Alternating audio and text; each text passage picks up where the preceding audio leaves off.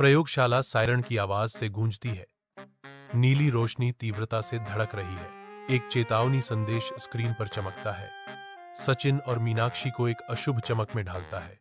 मीना की रोबोटिक आवाज अराजकता के बीच से गुजरती है। ब्लैक होल ऊर्जा का पता चला। स्थान अंटार्कटिका। अलार्म स्तर लाल। प्रयोगशाला में सचिन और मीनाक्षी करीब आते हैं। उनका ध्यान तेज होता है क्योंकि वे कंप्यूटर स्क्रीन पर अंटार्कटिका के नक्शे का बारीकी से निरीक्षण करते हैं। Meenakshi's voice cuts through the tension. यह बहुत खतरनाक हो सकता है। हमें तुरंत कार्रवाई करनी होगी। Sachin responds with determination. हाँ, हमें एक टीम तैयार करनी होगी और अंटार्कटिका के लिए रवाना होना होगा। अंटार्कटिका के बर्फीले विस्तार के बीच सचिन और मीनाक्षी की टीम अपना मामूली बेस कैंप स्थापित करती है। सचिन घोषणा करता है, ब्लैक होल ऊर्जा का स्रोत यहीं कहीं होना चाहिए। हमें सावधानी से आगे बढ़ने की आवश्यकता है। अटल निश्चय उनके चेहरों पर अंकित है। वे अज्ञात में आगे बढ़ते हैं।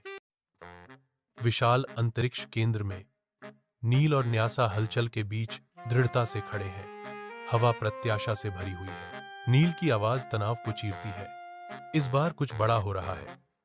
हमें कार्रवाई में उतरने की जरूरत है। न्यासा का संकल्प मजबूत होता है क्योंकि वह घोषणा करती है, हमें ब्लैक होल को खत्म करना होगा, अभी या कभी नहीं।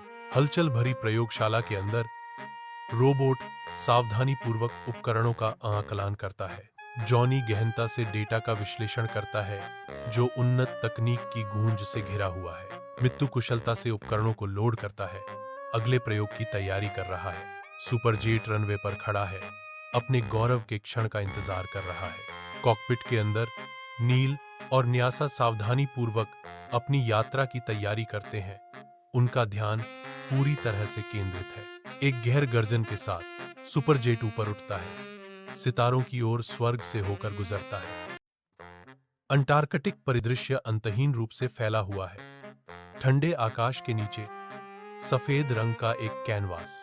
नील अपनी टीम के साथ बर्फीले तूफान में कदम रखता है, जमे हुए जंगल का सामना करने के लिए तैयार। नील की आवाज बर्फीली हवा में गूंजती है। यह जगह डॉ क्रोनोस के गुप्त अड्डे को छिपाने के लिए एकदम सही है। नील और उसकी टीम एक गुप्त प्रवेश द्वार खोजते हैं जो रहस्यों की एक भयावह दुनिया का प्रवेश द्वार है। गुप्त आधार के गलियारे एक ठंडी अंधेरी छाया छोड़ते हैं। दीवारें अजीब प्रतीकों के माध्यम से भूले हुए ज्ञान की कहानियां सुनाती हैं। यह डॉ क्रोनोस का ही किया धरा होना चाहिए।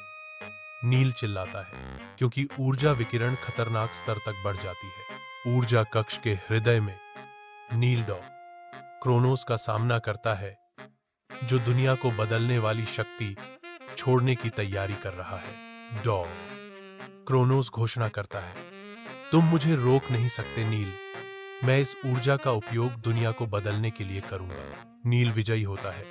मशीन खंडहर में पड़ी है और डॉ क्रोनोस को गिरफ्तार कर लिया गया है।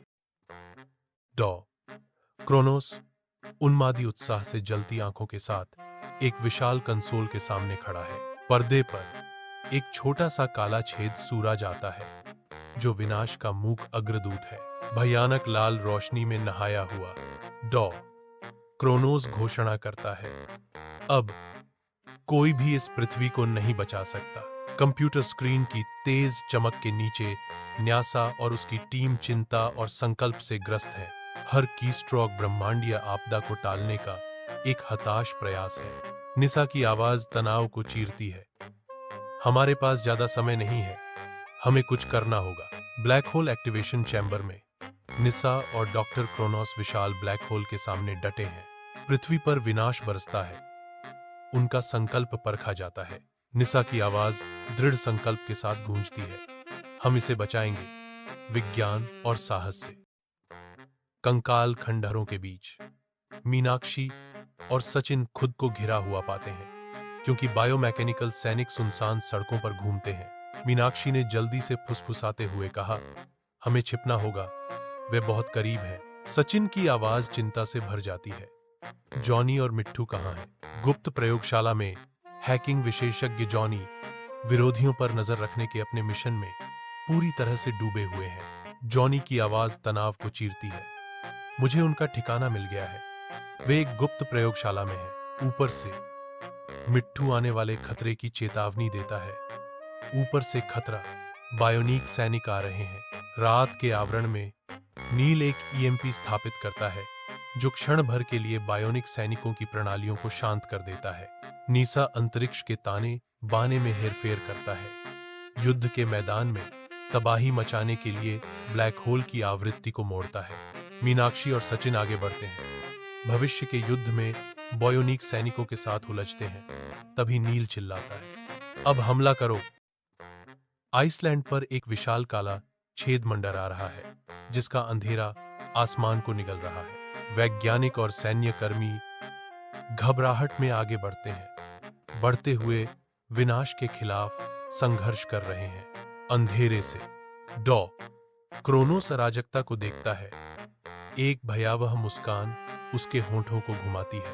अपने गुप्त प्रयोगशाला के हृदय में डॉ क्रोनोस एक कंसोल के सामने खड़े हैं जो एक ब्लैक होल की कच्ची शक्ति का आदेश दे रहे हैं। उसकी आंखें उन्मादी महत्वाकांक्षा से चमकती हैं क्योंकि वह चिल्लाता है, और शक्ति बढ़ाओ।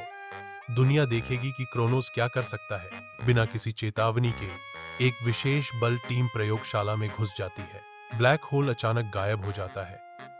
आसमान साफ हो जाता है और आइसलैंड फिर से सांस लेता है। डॉ क्रोनोस हाथ बंधे हुए को ले जाया जाता है। उसकी हार एक नई भोर का संकेत देती है। आइसलैंड की शांत सुंदरता का अनावरण हुआ जो ब्रह्मांडीय आतंक से मुक्त है।